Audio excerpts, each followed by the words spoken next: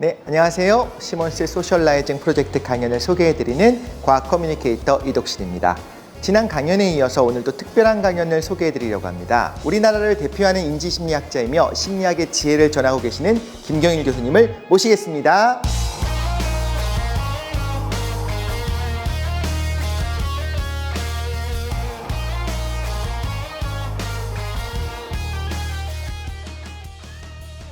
오늘 시몬스 침대의 소셜라이징 프로젝트 시몬스 그로서리 스토어의 MZ세대의 경제학이라는 주제로 강연을 하러 온 김경일입니다. 첫 번째 시간으로 나노시대에 의해 그들은 쪼개지면서 연대한다입니다. 네, 안녕하세요. 안녕하세요.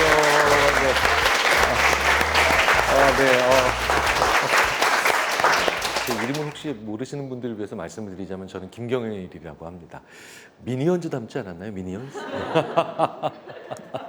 그 제가 절대로 노란색 옷을 안 입어요. 이제 슬슬 겹쳐 보이기 시작하실 거예요. 미니언. 이번에 미니언즈 2 이제 극장에서 한 거 영화를 저희 딸 2명이 이제 보러 가서 계속 그랬대요. 이상하게 아빠 생각나지 않냐? 뭐 이러면서. 그 인지심리학은 사실은 그 심리학의 이공계라고 불립니다. 제가 들은 수업들을 보면 실제로 이공계 수업을 정말 많이 들었어요. 뭐 상담심리학이나 사회심리학하는, 문화심리학하는, 임상심리학하는 제 친구들이 뭐 성격에 의해 우울증의 치료, 정신분석 이런 거 들을 때 저는 공업수학, 이산수학, 유기화학, 공정과정 막 이상한 독특한 오히려 이공계에선 자연스럽지만 인문계 학생들은 들을 기회가 없는 그런 학문들을 많이 배웠죠. 이런 걸 왜 자꾸 배우냐면 어떤 변수가 어떤 결과를 만들어내는가를 실험적으로 알아내는 그 목적이 강한 게 바로 저희 인지심리학이라서 별명이 또 다른 이름이 실험심리학이에요. 끊임없이 실험합니다. 실험을 한다는 건 뭐냐면 도대체 그 결과의 원인이 뭔가를 정확하게 아는 거죠. 네.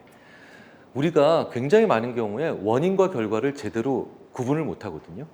그걸 보고 이제 심리학자들이 이렇게 얘기합니다. 상관과 인과를 착각하지 마라. 그러니까 상관은 두 개가 같이 가는 거예요. 연인이 만나서 키스를 많이 하는 것과 연인이 만나서 아이를 낳는 거는 상관관계가 있습니다. 근데 키스했다고 아이가 나오는 건 아니죠. 그렇죠? 그러니까 인과관계는 아니에요. 그런데 이런 것들을 우리가 되게 많이 착각하는 것들이 많아서 이거의 결과가 바로 이게 원인이다 라는 거 하는 걸 제자리에 돌려놓는 걸 많이 얘기하고요. 지금 이 강의가 촬영되고 있는 이 공간이 저도 20대, 30년 전에 20대에 열심히 놀았던 동네입니다. 네. 저도 20대가 있었어요. 네. 서태지 일집 나올 때. 네. 30년 전이죠. 네. 1992년에 이제 저도 이제 신난다 20대의 삶을 즐기고 있었는데, 그때 제가 이제 X세대라고 해서 많이 들었던 얘기. 지금 제 주위에 있는 친구들이 지금 요새 뭐 MZ세대라고 많이 얘기하죠. MZ세대 분들한테 많이 얘기하는 거랑 정말 놀라울 정도로 카피 똑같죠. 1981년도에 나온 모 방송사 다큐멘터리에 보면 거기에 81학번을 두고 79학번들이 개탄하는 장면도 똑같아요. 네. 캠퍼스에 낭만이 없으며 그리고 개인주의적 후배들과 그 다음에 도통 무슨 소리를 해도 무서워서 할 수가 없는, 하고 싶어도 할 수가 없는 그런 사람들이다. 그러니까 이건 매해 어떤 세대든 똑같이 일어나는 그런 무언가들은 있습니다. 자, 그러면 왜 항상 젊은 세대는 이전 세대와 항상 충돌을 할까? 그리고 뭔가 다른 행동을 할까? 이런 것들을 우리가 좀 생각해 볼 필요가 있잖아요. 마이클 토마셀로라고 하는 굉장히 유명한 심리학자의 얘기로 이걸 한번 시작해 보려고 합니다. 모든 세대는 그 이전 세대보다 더 복잡하고 다음 세대보다 단순하다. 이게 사실 기념비적인 얘기를 한 겁니다. 그러니까 모든 세대는 그 이전 세대보다는 복잡해요. 그러니까 여기서 복잡하다는 건 무슨 뜻일까요? 더 다양하고 개인차가 심하다는 거죠. 그러니까 다음 세대가 더 복잡하다는 거죠. 항상 기성세대가 젊은 세대를 보면 쟤네들은 왜 저래? 라고 얘기하는 그 이유의 핵심은 뭐냐? 종잡을 수 없어서 그런 겁니다. 예측이 불가능하기 때문에 그런 거예요. 예측이 불가능하기 때문에. 그러니까 사람은 예측 불가능하면요. 이렇게 반응해요. 사람이 예측 불가능한 거를 뭐라 그러는 줄 아세요? 싫다 그래요. 나쁘다 그러고, 예. 그 다음에 가치가 없는 거라고 보통 얘기를 합니다. 그러니까 이 자리에 계신 분들도 이제 20년 후, 30년 후가 되면 반드시 지금 돌잔치 치는 친구들 있죠? 네, 아직 무슨 세대인지 이름도 안 붙였어요, 저희들이. 네. 지금 중학교 1, 2, 3학년은 저희가 알파 세대라고 이름이라도 붙였는데 사실 이 알파 세대가 보면은 지금 이 자리에 계신 20, 30대 분들도 완전히 이제 9세대죠. 네, 네. 왜냐면 다이소깡 하는 친구들이거든요. 보세요, 모르잖아요, 지금. 네. 깡 하면 무슨 생각 나세요? 네, 뭐 패기, 카드깡? 미치겠다. 보통 5, 60대는 깡이라고 하면 패기 뭐 이런 거 생각하십니다. 전형적으로 제 친구들이 그렇게 나오죠. 지금 고개 끄덕이신 분들이에요. 그 다음에 이제 30대나 40대 초반 정도 되는 분들은 이제 가수 B 씨가 생각나고. 네. 근데 깡은 사실 언박싱이란 뜻이에요. 언박싱. 그러니까 다이소 깡이라고 하는 건 다이소에 10,000원, 20,000원 들고 간 물건을 사는 과정을 전부 다 이제 실시간으로 다 촬영합니다. 실제 촬영하고 브이로그를 남기는 거예요. 언박싱까지 싹 다. 그거 왜 할까요? 왜 할까요? 그 2만 원의 그 행동을 완벽하게 합리적으로 만들고 싶은 합리적인 소비라고 하는 게 워낙에 다양한 기준을 가지고 있기 때문에 뭐가 합리적인가요? 그렇잖아요. 야, 이것보단 이게 합리적인 거지. 우리가 도대체 그런 얘기를 어떻게 할 수 있냐는 거예요. 그러면 여기서 나랑 같은 성향 가진 사람들에겐 내가 하고 있는 이 브이로그가 그 합리적인 거겠죠. 그래서 그걸 다 뜯어내는 과정까지 싹 다 같이 공유를 합니다. 예. 이제 그거보다 살짝 더 나이 많은 분들이 이제 준등기깡이라고 하는 거 있죠. 준등기깡은 들어보셨죠? 참혹한 현실입니다, 지금. 네, 큰일 났습니다. 네. 아니, 이거 참혹한 건 아니죠, 사실. 네. 그러니까 이제 이런 게 뭐냐면 등기 우편은 옛날 방식이잖아요. 근데 등기 우편이 출발하면서 오는 과정까지가 실시간으로 피드백 주는 거예요. 네. 그러니까 마치 우버에서 차가 오는 거나 아니면 우리 배달앱에서 음식 오는 것과 비슷하게 등기 우편이 그런 걸 하는데 그걸 여는 과정, 언박싱 하는 과정이죠. 일종의 개봉하는 과정까지 싹 다 공유를 해버리면서 그 즐거움을 서로 만끽하는데 그 미묘한 느낌, 그 모든 스텝을 피드백 받으면서 계속해서 그 절차를 다 서로 공유하는데 그걸 누구나 다 동의하진 않겠죠. 왜? 더 다양한 개인차들이 존재하니까. 나한테 맞는 한 5,000명씩이랑 공유하는 겁니다. 그래서 이런 그 다이소깡, 준등기깡은 유튜브에서 보시면 결코 조회수가 많은 거에 연연하지 않아요. 외롭지도 않아요. 우리는 보통 유튜브에서 보통 조회수 많은 걸 무조건 좋다고 생각하잖아요. 그런데 조회수가 높은 것에 집착하는 게 오히려 옛날 가치입니다. 예. 우리가 그걸 잊으면 안 돼요. 왜? 우리가 더 뭡니까? 어떻게든 자꾸 우리라고 묶어서 죄송해요. 지금 몇 분께서 지금 이런 표정을 짓고 계세요. 너무 묶는다 너. 지금 너랑 나랑 지금 20살 차이야. 괜찮아요. 왜냐면요. 생각해 보세요. 우리나라가 지금 수명은 이 지구상에서 가장 빠른 속도로 증가하고 그 다음에 인구는 이 지구상에서 가장 빠른 속도로 감소하고 있죠. 이 얘기는 무슨 얘기냐? 수많은 사회과학자들이 심리학도 사회과학의 한 종류지만 다양한 방법으로 시뮬레이션을 해보는데 많은 연구에서 이 자리에 계신 분들은 80대에서 90대까지 다 일을 하세요. 왜? 59세에 은퇴하면 인구가 너무 줄어들어서 인구가 5분의 1 토막 나서 나라가 못 버텨요. 자, 그렇기 때문에 이 자리에 계신 분들 지금 저랑 20살 차이가 나도 85세나 65세나 90세나 70세나 그래서 우리가 영화 인턴 같은 걸 보면서 자꾸 공감하는 거예요. 영화 인턴 같은 걸 보고 뭔가 느끼셨다. 같은 세대예요, 저랑. 네, 같이 가는 겁니다. 네. 올해 제가 대학에서 가르치는 친구들이 2003년생이에요. 네. 3년만 기다리세요. 제가 다 보내드릴게요. 네네네. 외계인들을 만나게 되실 거예요. 네네네. 지금 나랑 20살 차이 나는 친구들은 나의 동료들인 겁니다. 네네. 3년 후에 만나게 되시는 걔네들 앞에서 2002년 월드컵 이딴 얘기 절대 하지 마세요. 네. 걔네들한테는 살수대첩이에요, 그건. 네. 그런데 알파 세대와도 일하실 거라고요. 지금 중학교 1, 2, 3학년 다이소깡 준등기강 하는 친구들과도 지금 아직 안 태어난 애들과도 일하실 거예요. 세대 이름도 안 정한. 우리는 굉장히 오래 일하고 그리고 굉장히 넓은 연령대의 사람들과 공존하는 세상이 온 겁니다. 자, 그러니 그들과 척지시겠어요? 아니면 그들을 이해하시진 못하더라도 그들의 방식이 있다는 걸 인정하시겠어요? 당연히 인정해야 되죠. 저도 무던히도 애를 쓰고 있거든요. 그런데 그 중에 하나가 바로 뭐냐면 조회수에 연연하지 않는다 무슨 뜻입니까? 개인차가 크다는 걸 이상하게 생각하지 않는다는 거예요. 제 딸이 첫째 딸이 대학교 1학년인데 담당 과목 교수님이 학생들의 이름을 다 외우기 힘드니까 제일 좋은 방법을 사용했는데 학생들의 머리 모발 색깔로 그린, 블루, 옐로우, 실버 이렇게 부른대요. 왜? 색깔의 종류는 한 2, 30개 되니까. 학생들의 이름을 채 외우지 못할 때. 그럼 제가 그랬습니다. 30명이 들어가 있는 교실에 정말 색깔이 몇 개인데? 한 23개는 되죠, 아빠? 그래서 저도 이제 하려고요. 네. 이렇게 다양하고 그다음에 개인차가 넓어진다는 거. 그건 인류 역사상 단 한 번도 예외를 두지 않고 계속해서 일어났던 법칙입니다. 자, 그러면 종합해 볼까요? 많은 분들이 유튜브를 하시면 거기서 조회수에 대박이 나기를 원해요. 그런데 지금의 진짜 MZ세대, 그중에서도 알파세대까지 내려가면 그게 아니라 많은 조회수를 원하는 게 아니라 나 같은 사람이 있는 걸 찾는 걸 원해요. 네. 그게 그들의 깡의 가장 중요한 특징 중에 하나입니다. 그런 기미는 그런데 점점 강화돼서 이제 대박이란 말보다 완판이란 말이 더 많이 나오죠. 완판이라고 하는 건 뭔가요? 그리고 대박이란 건 뭔가요? 대박은 하나의 물건을 만들어서 그게 수백만 명한테 팔리는 시대의 법칙입니다. 완판이라고 하는 건 뭐냐면 다종 소량 생산된 물건들이 팔리고 있다는 뜻이에요.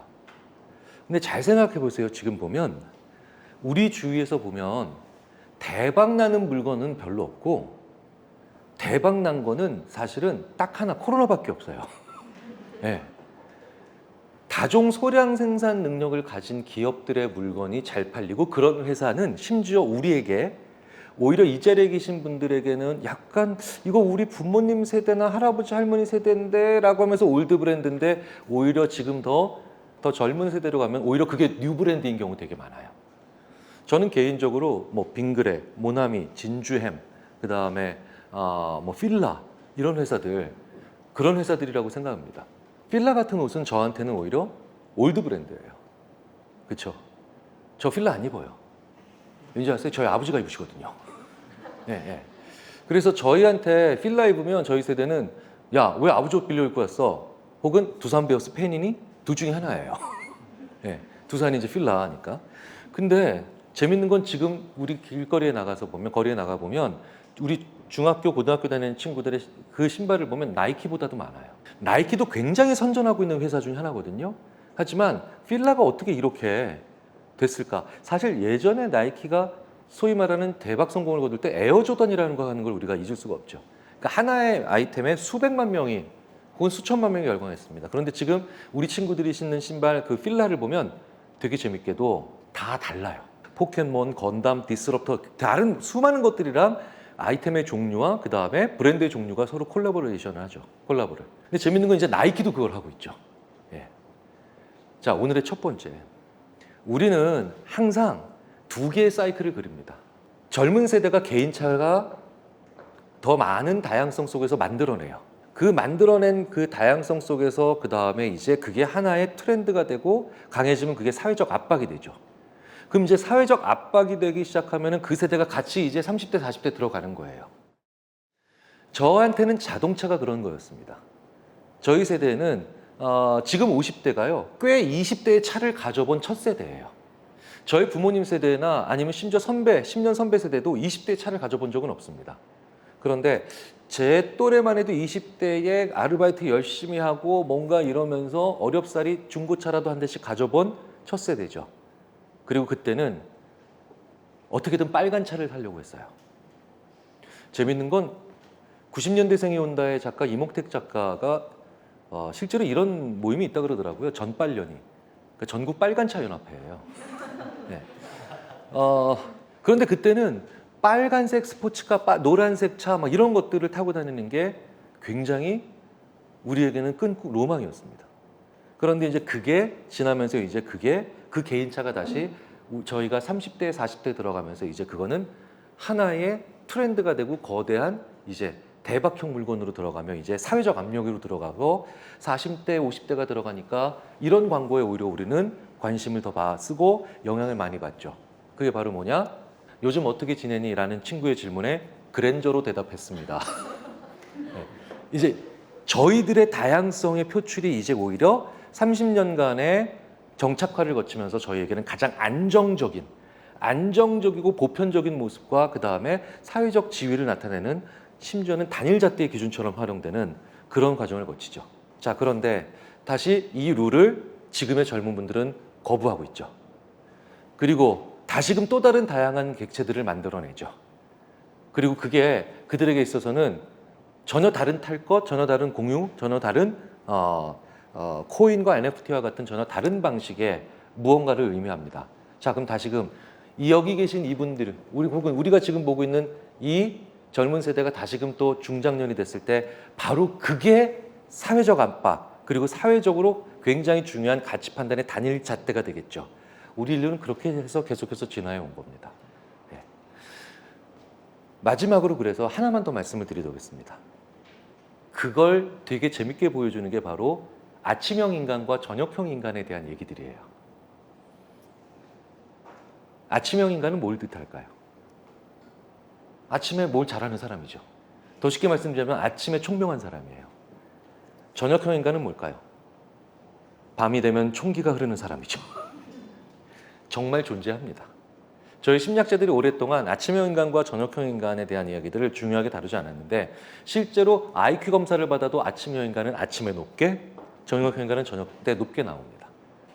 재밌게도 어떤 산업이 새로 시작돼서 이제 막 성장을 하기 시작하면 그 산업은 대부분 저녁형 인간들이 시작한 겁니다. 70년대, 80년대 전자, 90년대에 인터넷 베이스된, 그 다음에 2000년대 플랫폼, 그리고 2000년 이후에 게임 회사, 그리고 지금 메타버스와 같은 수많은 새로운 그런 기업들은 대부분 저녁형 인간들, 올빼미족들이 만들어낸 거죠. 그런데 그 하나하나가 다시금 이제 셋업이 잘 돼서 거대한 시스템을 만들고 그 다음에 안정성을 추구하기 시작하면 이제 아침형 인간들이 거기에 취직을 합니다. 우리 인간은 어느 것 한순간에도 전혀 다른 사람들끼리 계속해서 공존을 해가면서 만들어낸 거죠. 그러면 오늘 제가 말씀드릴 가장 중요한 건 뭐냐? 다시금 마이클 토마스 로의 얘기로 돌아오면 될 것 같아요. 모든 세대는 전 세대보다, 이전 세대보다 더 복잡하고 다음 세대보다 더 단순하죠. 나보다 더 다양한 다음 세대가 기다리고 있다. 우리보다 더 서로 다른 다음 세대가 기다리고 있다. 그렇다면 우리는 그들은 어떻게 돼 있다. 요즘 젊은 세대들은 어떻게 되고 있다라고 하는 말이 아니라 그 사람은 어떻게 하고 있다. 그런데 이 사람은 이렇게 하고 있다라고 하는 훨씬 더 작은 단위로 사람을 묘사하고요. 훨씬 더 구체적인 단위로 사람의 특징을 파악하는 개별적인 노력을 매번 해야 됩니다. 무슨 얘기냐? 그때그때 고민해야 되는 게 중요하다는 거죠. 큰 결심 한 번으로 문제를 해결하려는 게 아니라 매번 그때마다 건건이 기꺼이 고민을 하는 자세가 더 다양하고 복잡하고 그 다음에 넓은 세대와 공존해야 되는 세대에서 우리가 가져야 되는 가장 중요한 자세라고 생각을 합니다. 심지어 마이클 샌델조차도 그렇게 얘기했잖아요. 누구나 다 가지고 있지만 누구도 안 읽었다는 책. 정의란 무엇인가에서. 맨 마지막에 이렇게 나오죠. 정의란 오늘의 정의가 무엇인지 매번 기꺼이 그때마다 사소해 보이더라도 매번 고민하는 게 그게 진짜 정의다.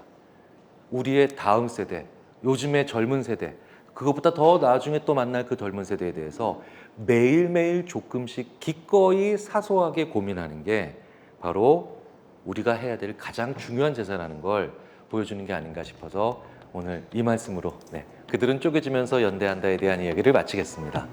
다음 시간에 다양한 그들은 독재가 싫다, 코인에서부터 NFT까지 인사이트 토크로 더 깊은 이야기를 전해드리겠습니다. 경청해 주셔서 감사합니다. 마치겠습니다. 감사합니다.